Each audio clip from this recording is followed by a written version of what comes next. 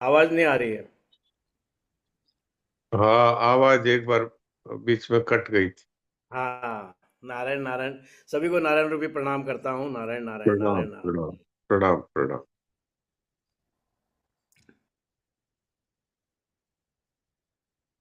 तो कल की सत्संग का सार कौन बताएंगे? प्रांजल आइए। हाँ, प्रांजल बताओ। नारायण नारायण। नारायण नारायण। महाराज जी, वो कल मेरी क्लासेस की वजह से थोड़ा मेरे को टाइम लग गया था सत्संग ज्वाइन करने में। पर मैंने फिर हाँ रिकॉर्डिंग सुन के सत्संग का सार लिख दिया था। हाँ हाँ, बहुत अच्छा बहुत अच्छा। सुनाओ। विश्राम क्या है? श्रम के आदि और अंत, यानी पहले और बाद में विश्राम है। पर जो पहले और बाद में होता है वो मध्य में भी होता है। तो विश्राम मध्य में भी है। विश्राम स्वरूप आत्मा का नाम है। स्वरूप का अर्थ है अपना वास्तविक रूप। जो ये शरीर संसार नहीं है, क्योंकि ये तो मरने जन्मने वाले हैं और हम सदा रहने वाले हैं। तो हमारा स्वरूप विश्राम है, जो शरीर संसार से ममता और कामना का त्याग करके अनुभव होता है। विश्राम सब समय मौजूद है, पर हम उसे भूलकर परिश्रम में लग परिश्रम यानी अपने लिए कुछ करना। अपनी भूल मिटाने का दायित्व अपने पर है, अन्य पर नहीं। भगवान समझकर संसार के लिए कार्य करो, हित करो, काम आ जाओ, किसी से कुछ मत चाहो। अपने लिए कुछ भी करना ये बंधन है। जैसे हम स्वयं के लिए चाहते हैं कि बुरा हमारे साथ बुरा ना हो, तो हमें दूसरों के साथ भी बुरा नहीं करना चाहिए। सही काम करने से ही विश्राम मिलेगा। गलत काम करने से तो केवल अशांति मिलेगी। ये तो सबका अनुभव है। मानव जीवन का मूल पुरुषार्थ है विश्राम की प्राप्ति। अपने कर्तव्य के पालन से भी विश्राम मिलता है। जो विश्राम स्वतः प्राप्त होता है, पर जब हम अपने स्वार्थ के लिए ममता कामना करके कार्य करते हैं तब नहीं मिलता। मूक सत्संग यानी हम संसार की सेवा करके कुछ ना चाहेंगे, तब हमें स्वतः एक चिंतन रहित अवस्था प्राप्त होगी। जब हम इस संसार को भगवान का स्वरूप समझकर करने योग्य कार्य करेंगे और बदले में कुछ नहीं चाहेंगे, फिर चाहे हम आंख बंद रखे या खुली रखे, किसी भी प्रकार का हम में चिंतन नहीं आएगा। यदि आ भी जाए तो वो मन बुद्धि में आएगा, हम में नहीं। हम तीनों शरीर से परे हैं, तो हमें कोई क्रिया चिंतन संभव ही नहीं है, क्योंकि हम शुद्ध सच्चिदानंद परमात्मा के अंश हैं। विश्राम हमें सब समय प्राप्त है। सत परमात्मा या आत्मा का अभाव नहीं होता, और असत संसार और शरीर, ये तो प्रतिक्षण मौत के मुंह में जा रहे हैं, इनका अभाव है। नारायण नारायण नारायण नारायण। बहुत अच्छा लिखा है आपने, बहुत ही अच्छा लिखा है। मूक सत्संग एक ऐसा अचूक साधन है जिससे मनुष्य तत्काल आत्म स्वरूप का अनुभव कर सकता है। अब इसकी अटकल आ जाए, उसका उपाय है कि ममता और कामना का त्याग कर दे, तो पहले के जितने भोग भोगे हुए हैं अथवा जो कामनाएं रही है, भविष्य में अब कामनाएं रखनी नहीं है, तो भूत की और भविष्य की कामनाएं मिट जाने से वर्तमान में मनुष्य ममता कामना रहित होकर के और रूप का अनुभव कर पाता है। ये कहा जाता है कि भाई सब शांत हो जाए, बाहर की कोई क्रिया न करें और भीतर का चिंतन अगर आ जाए, तो वो आ नहीं रहा है, वो निकल रहा है, तो वो संसार का परिवर्तन है। जैसे संसार में कहीं आग लगी है, कहीं पर बरसात हो रही है, कहीं पर बाढ़ हो रही है, कहीं हिंसा हो रही है, कहीं कीर्तन हो रहा है, इससे हमें कोई मतलब नहीं। ऐसे ही मन बुद्धि में जो कुछ भी चिंतन हो रहा है वो संसार में ही हो रहा है, क्योंकि शरीर और संसार की एकता है। तो इसलिए उससे हमारा कोई मतलब नहीं। तो न उसका विरोध करे, न उसका समर्थन करे, न उसको अपने में माने। वो संसार में शरीर में हो रहा है और वो हो भी नहीं रहा है, वो पुराना कोई संस्कार है और निकल रहा है। उसका विरोध करेंगे तो उसकी सत्ता जम जाएगी, उसका समर्थन करेंगे तो उसकी सत्ता जम जाएगी। क्योंकि विरोध और समर्थन उसी का होता है जिसकी हम सत्ता मानते हैं। तो इसलिए न उसका विरोध करे न उसका समर्थन करे। उदासीन उदासीनो गुणेरियो न विचाल्यते गुणावर्तन्ते इत्यवयो वतिष्ठन्ते निगते। गुण ही गुणों में बरत रहे हैं, संसार की क्रिया संसार में हो रही है, इससे हमारा कोई लेना देना नहीं। इस तरह से जो स्थिर होकर के बैठ जाता है उसको तत्वबोध हो जाता है। तो ये एक बहुत ही उच्च कोटि का साधन है। सनातन जी महाराज ने मुख सत्संग नित्य योग पर पूरी पुस्तक लिखी हुई है और स्वामी जी महाराज इसको चुप साधन कहते थे। हृदय सेठ जी इसको अचिंत्य का ध्यान कहते थे। एक बहुत ही ऊंची साधना है ये। इस विषय में कोई भी प्रश्न हो तो करना चाहिए। आज शुक्रवार है तो इसलिए आज रामनारायण जी कहानी सुनाएंगे। और भी कोई बहन कहानी सुनाना चाहें समय के हिसाब से जितनी जो सुना सके उनको मौका दिया जाएगा, वो हैंड रेज कर सकते हैं और हैंड रेज करके रख दे। फिर उसके बाद में जब जैसे मुझे मौका लगेगा मैं उनको अनम्यूट होने का ऑप्शन भेजूंगा, तो उस समय में वो अनम्यूट होकर के अपनी बात कह सकते हैं। ये हैंड रेज करते ही अपने आप ये खुलेगा नहीं। वाणी ने कल कोशिश की थी, वो नहीं खोल पाई। आज मैंने उनको मैसेज कर दिया था कि आप हैंड रेज करके छोड़ दीजिए, फिर जब मैं अनम्यूट का ऑप्शन दूं तब आप अनम्यूट बटन दबा दीजिए जो मेरा भेजा हुआ संदेश है उसमें, तो आपको उसी टाइम आपका माइक खुल जाएगा। तो अब आज हम पहले गीता जी के शुद्ध पाठ का अभ्यास कर लेते हैं।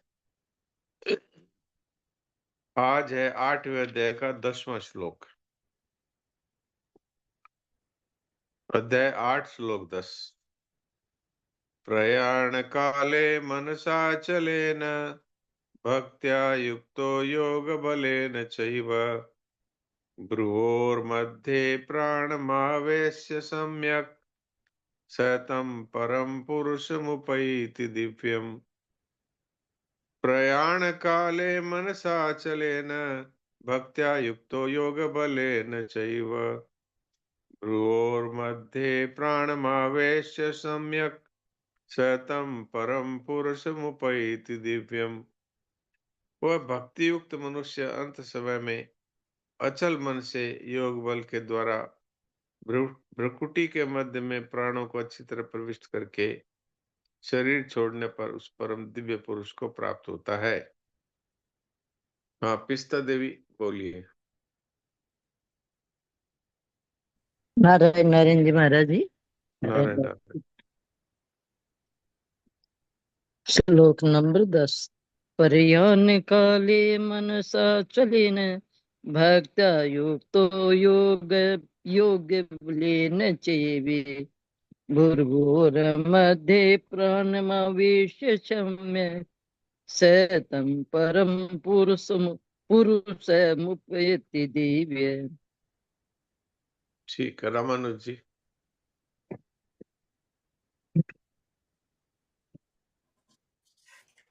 प्रयाण काले मनसा चलेन भक्त्या युक्तो योग बलेन चैव भ्रुवोर्मध्ये प्राणमावेश्य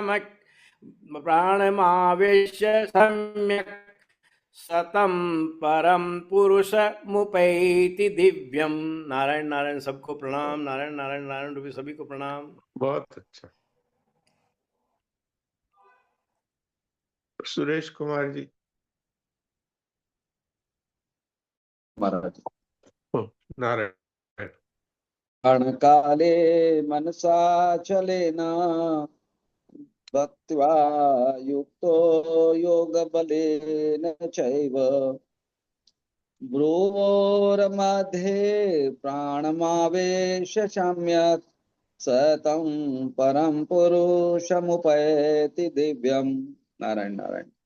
बड़ी फिर एक प्रश्न और है महाराज जी, जरा वो मूक सत्संग पे बाद में पूछेंगे। हाँ ठीक है, मैं आपको अनम्यूट कर दूंगा फिर। बिमला बाला सरिया।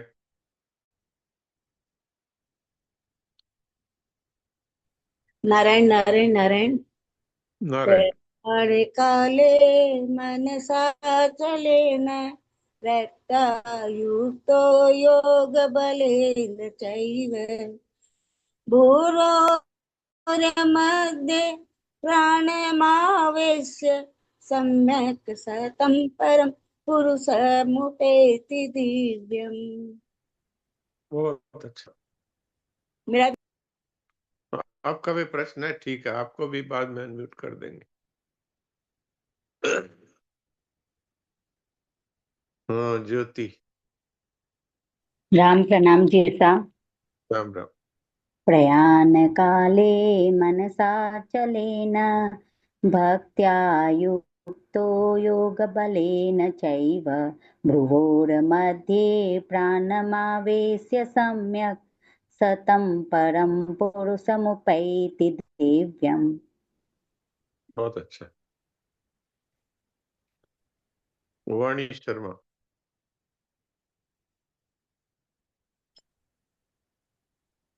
हाँ बोलो। नारायण नारायण गुरु जी। नारायण नारायण। प्रयाण काले मनसा चलेन भक्त्या युक्तो योग बलेन चैव भ्रुवोर्मध्ये प्राणमावेश्य सम्यक् सेतं परं पुरुषमुपेति। बहुत अच्छा, बहुत बढ़िया। लक्ष्मी केजरीवाल।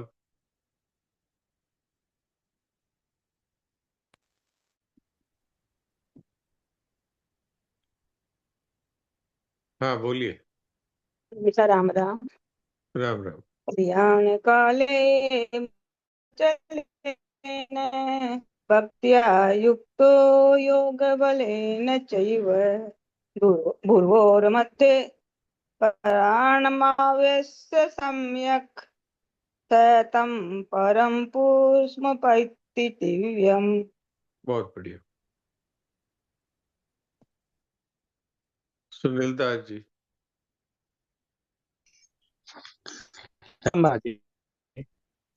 बोलिए। राम राम। प्रयाण काले मनसा चले भक्त्या युक्तो योग बलेन चैव भ्रुवोर्मध्ये प्राणामावेश्य सम्यक् शतं परं पुरुषमुपैति दिव्यम्। बहुत अच्छा, बहुत अच्छा। प्रणाम। सुलोचना देवी। प्रणाम महाराज। प्रणाम। प्रयाण काले मनसा चलेन भक्त्या युक्तो योग बलेन चैव भूर्भुवोर्मध्ये प्राणमावेश्य सम्यक् सतं परं पुरुषमुपैति दिव्यम्। बहुत बढ़िया। सोन जी बोलिए। राम राम जी सर। राम राम।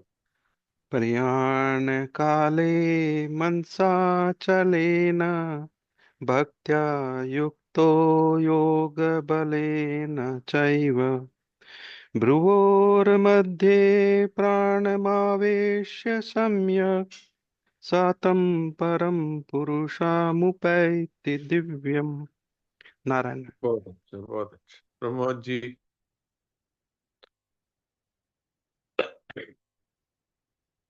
प्रमोद जी भाटिया, आपको अनम्यूट का ऑप्शन दिया है। राम हाँ राम महाराज बोलिए। जी। प्रयाण काले मनसा चलेन भक्त्या युक्तो योग बलेन चैव भ्रुवोर्मध्ये प्राणमावेश्य सम्यक् सतं परं पुरुषमुपैति दिव्यम्। बहुत अच्छा। जयेश भाई बोलिए।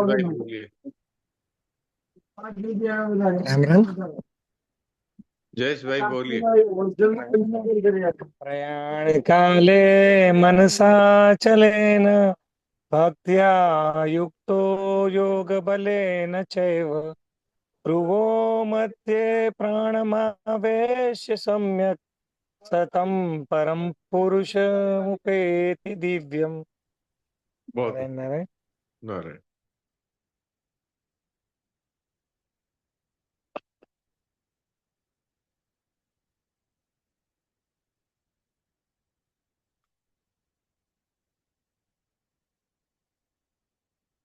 तो अभी सुनाएंगे कहानी राम नारायण जी, और फिर आप लोगों में से कोई कहानी सुनाना चाहेगा वो सुनाएगा, पर पहले राम नारायण जी की कहानी के बाद में हम लोग प्रश्न लेंगे, सुरेश कुमार जी के और विमला बालास्त्रिया के। और भी किसी का कोई प्रश्न हो तो प्रश्न कर ले, बाद में फिर दूसरी कहानी सुनने का विचार है।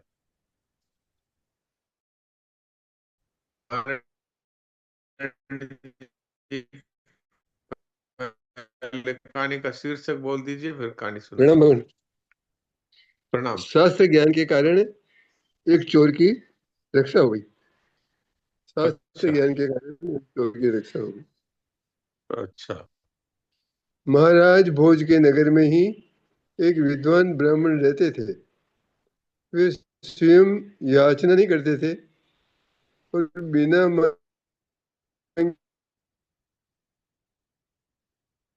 आपकी आवाज कट रही है, आप जगह बदल लीजिए। कोई कहाँ से मिलता? दूसरा कमरा हो तो देख। कोई देने वाला नहीं था। बिना नहीं तो साहब दूसरा कमरा अरे लीजिए और फिर दोबारा से कहानी बोलिए।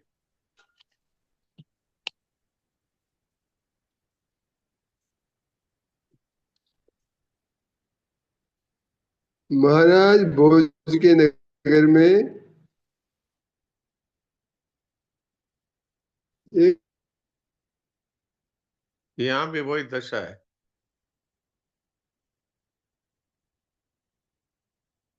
आपका नेटवर्क विद्वान काम ब्राह्मण नहीं, रहते थे। नेटवर्क काम नहीं कर रहा है। आपके यहाँ भी वही दशा है। नेटवर्क तो साहब मिल जाते, नेटवर्क तो काम करता है, बच्चे और थोड़ा जानते। कोई कमरे के बाहर देखिए, कुछ हो तो। कमरे से बाहर निकल गए मैं। अब देखिए। महाराज भोज के नगर में एक विद्वान ब्राह्मण रहते थे। हाँ। वे स्वयं याचना नहीं करते थे। हाँ। बिना मांगे उन्हें द्रव्य कहाँ से मिले? दरिद्रता महादुखदायिनी है। उससे व्याकुल होकर ब्राह्मण ने राजभवन में चोरी करने का निश्चय किया। ठीक। वे रात्रि में राजभवन में पहुंचने में सफल भी हो गए।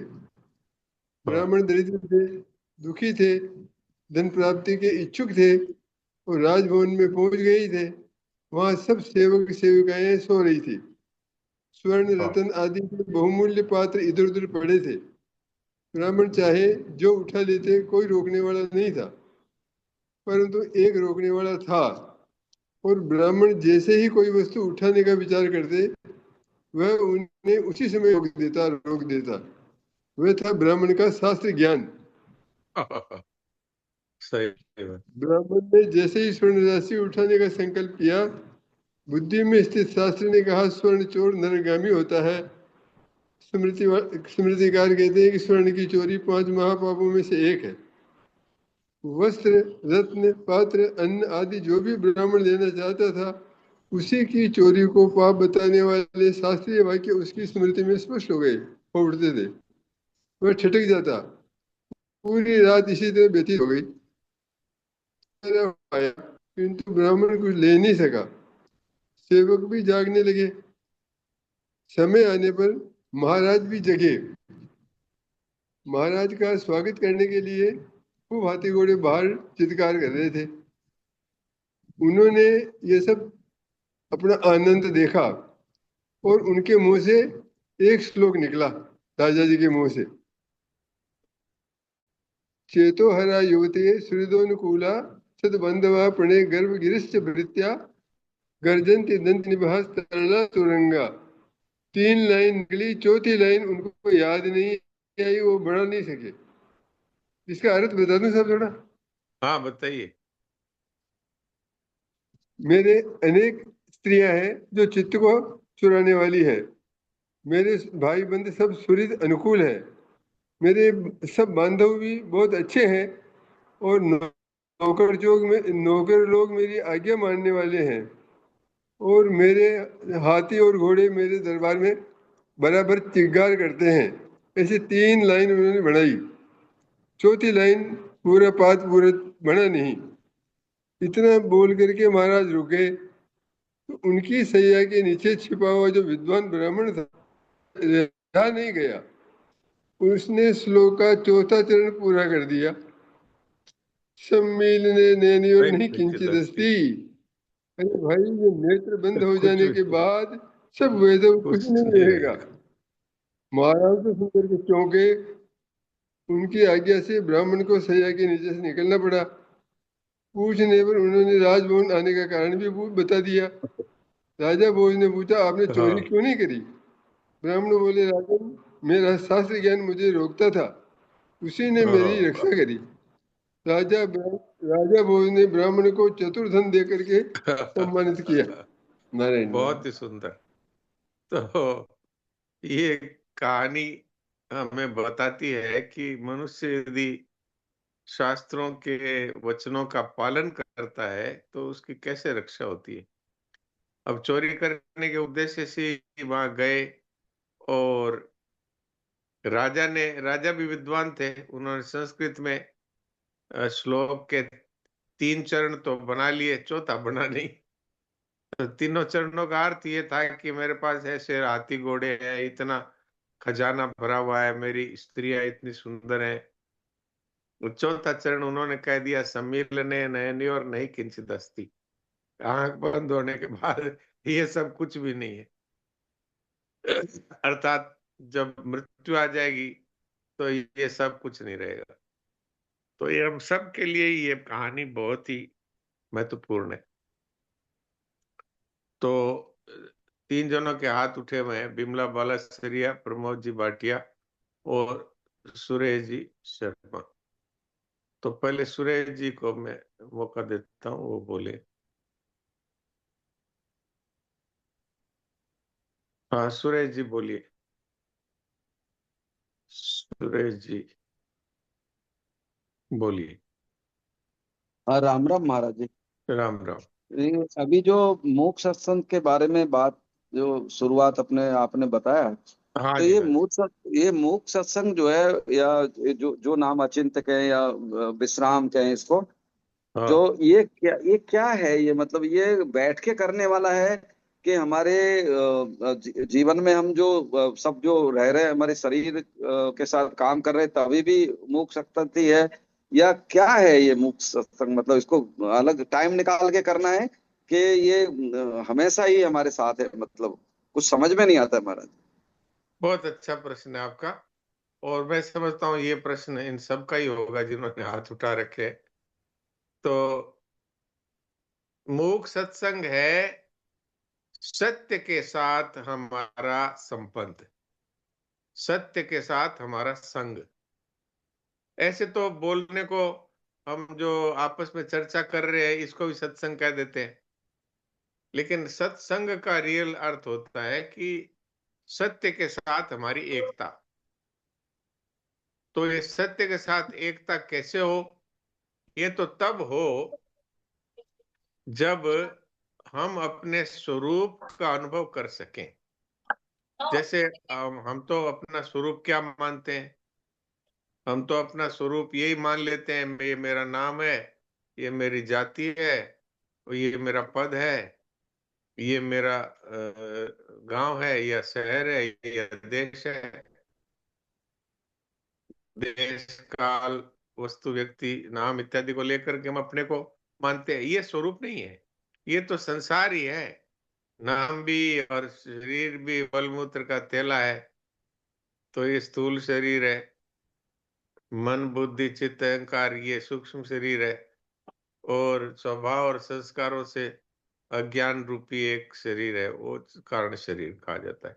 तो ये हम सब ये सब चीजें हम नहीं है, न शरीर हम है, न संसार हम है, हम इनको जानने वाले हैं। हमारे सामने ये संसार की समस्त वस्तुएं समाप्त होती है, उत्पन्न होती है, नष्ट होती है, लेकिन हम जो कहते हो रहते हैं। जैसे बचपन में हमारे साथी थे, वो आज नहीं है, पर हम वही है। बचपन में हमारे पास सामान था, वो आज नहीं है, पर हम वही हैं। बचपन में जो हमारी अवस्थाएं थी, वो आज नहीं है, पर हम वही है। तो हम सदा जो के त्यों रहने वाले हैं, यहाँ तक कि मृत्यु के बाद भी हम वही का वही रहते हैं।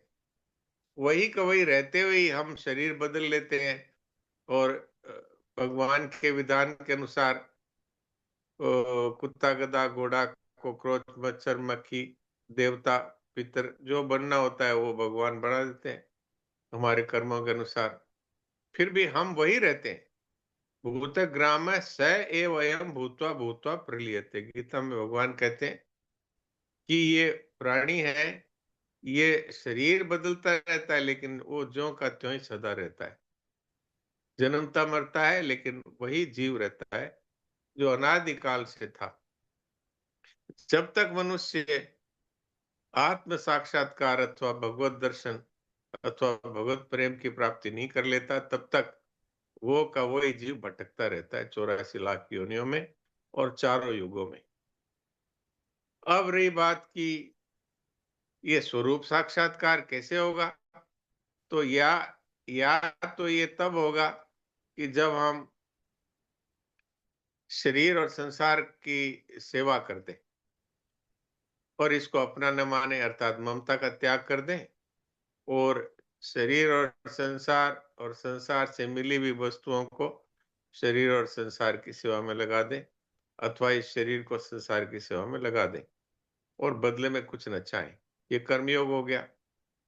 और इस शरीर और संसार को नित्य परिवर्तनशील असत जान करके इसका अभाव अनुभव करें, क्योंकि वास्तव में तो इसका अस्तित्व है नहीं। जो बदलता रहता है उसका अस्तित्व नहीं होता। तो इसका अभाव अनुभव करें, और जो हमारा स्वरूप है वो सदा ज्यों का त्यों रहता है, तो इसका भाव करें, स्वीकार करें, और फिर और कुछ भी चिंतन न करें और कुछ भी क्रिया न करें, तो हमको स्वरूप का बोध हो सकता है। तीसरा है, कुछ भी नहीं समझ में आए तो एक भगवान ही मेरे हैं और कोई मेरा नहीं, इस तरह भगवान की शरण हो जाए। अथवा जो कुछ भी देखने में, सुनने में, समझने में आता है, सब का सब भगवान वासुदेव है, इनके अलावा और कुछ नहीं। शरीर संसार प्राणी पदार्थ कुछ भी नहीं, जो कुछ दिख रहा है सब वासुदेव ही है। इस तरह स्वीकार करके फिर चुप होकर के बैठ जाए, तो ये शरण होना हो गया। तो भगवान की प्राप्ति के ये साधन है। अब ये सभी साधनों में हमारा प्रवेश एक साधन से हो सकता है, जिसका नाम है मूक सत्संग। तो ये मूक सत्संग क्या है? इस सब प्रकार की क्रियाओं और चिंतन का अपनी तरफ से न करना। अब इसमें तो कोई कठिनता नहीं है। जब आदमी क्रियाओं में या कार्यों में व्यस्त रहता है, तब उसको अपने स्वरूप का ज्ञान नहीं होता। क्यों नहीं होता? कि वो इस संसार को और शरीर को सत्य मान करके इसी की सफलता है असफलता में उलझा हुआ रहता है। तो क्रियाओं में जब तक हम भी कहते हैं कि आज मैं बहुत व्यस्त था, इसलिए मुझे याद ही नहीं रहा कि भोजन करना था। भोजन का टिफिन आया हुआ ही पड़ा रहता है और वो काम में लगा रहता है। तो जब हमारा ध्यान सांसारिक क्रियाओं में, कर्मों में, वस्तुओं में, प्राणियों में, पदार्थों में लगा रहता है, उस समय में हमें अपने स्वरूप का बोध नहीं होता, क्योंकि हम तो दूसरे कामों में व्यस्त हैं।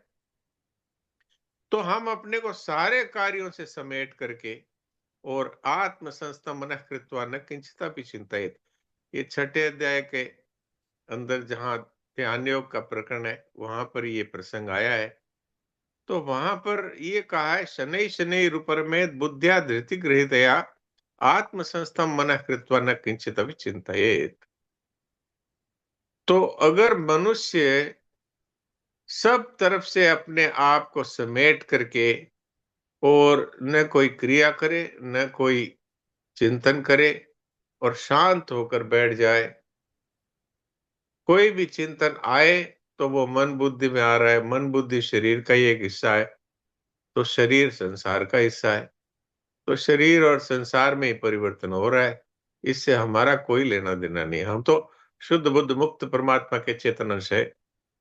तो इस तरह से कोई चिंतन न करके चुप होकर के बैठ जाए, न किसी आने वाले चिंतन का विरोध करे न किसी चिंतन का समर्थन करे। इसका नाम है मूक सत्संग। इससे क्या होगा, जब हम सब ओर से व्यस्तता समेट करके और अपने आप में स्थित हो जाएंगे तो हमें आत्मा का बोध हो जाता है, और फिर आत्मा का बोध होने पर मैं इसको जानने वाला हूं ये नहीं रहता। तो आज तो समय की कमी है, अभी 1 मिनट 1.5 मिनट समय लगभग बचा है, तो मैंने संक्षेप में ये बात कह दी, तो बाकी लोगों के प्रश्न कल लिए जा सकते हैं। और एक इसमें बात ये और कहनी है जो सुरेश कुमार जी ने पूछी कि क्या इसको एकांत में बैठ करके करना होता है। हाँ, शुरू में एकांत में बैठ कर करना चाहिए, बाद में सब समय में ये ज्यों का त्यों ही स्वरूप का अनुभव रहता है। फिर खुली आंखों से भी मुख सत्संग चलता रहता है। फिर इसको सहजावस्था कहते हैं, और ये समाधि से भी ऊंची अवस्था है। और इसके करने का सबसे अच्छा समय, क्योंकि उस समय में चिंतन स्वतः ही कम रहता है, वो है सुबह उठते ही है, जैसे जैसे बिस्तर पर बैठ जाए, कुछ भी चिंतन न करे, कुछ भी क्रिया न करे, उस समय स्वतः ही विचार बहुत कम होते हैं। या फिर रात को सारा कार्य समाप्त होने के बाद अब मुझे कुछ नहीं करना है, सोने से पहले थोड़ी देर के लिए शांत होकर बैठ जाए। इसका अर्थ ये नहीं है कि ये 2 ही समय है, समय तो सारे ही अच्छे हैं, पर ये 2 समय में शुरुआत में विचारों की आंधी कम आती है। और इसके अंदर एक मूल बात और है, जब तक ममता और कामना रहती है तब तक विचारों की आंधी रोकना कठिन होता है। इसलिए मेरा कुछ नहीं है, मुझे कुछ नहीं चाहिए, ये 2 बातें पहले स्वीकार करके फिर शांत होकर बैठ जाए। अब कुछ सेकंड बचे हैं, इसलिए सभी लोग शांत हो जाएं।